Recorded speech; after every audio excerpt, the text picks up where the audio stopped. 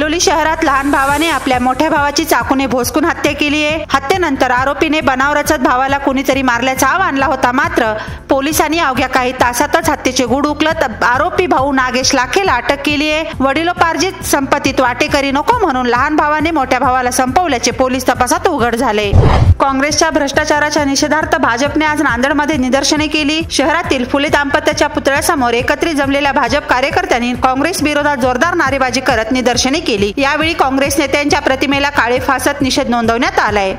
नांदेडच्या ग्रामीण पोलिसांनी आज 3 चोरट्यांना अटक केले। या आरोपीकडून चोरीचे 1 दुचाकी आणि 3 मोबाईल फोन जप्त करण्यात आले आहेत। अटक केलेले तिन्ही चोरटे अवघे 19 वर्ष वयोगटातील आहेत।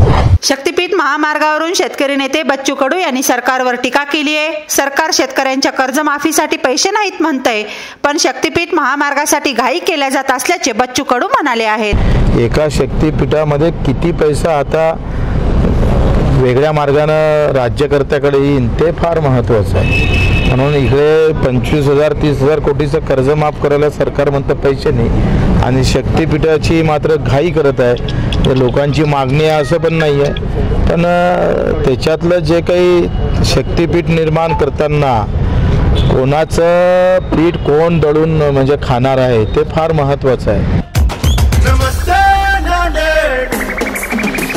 नमस्ते नांदेड, जीवा भावाचं नाव नमस्ते नांदेड, गरजे आपले नाव नमस्ते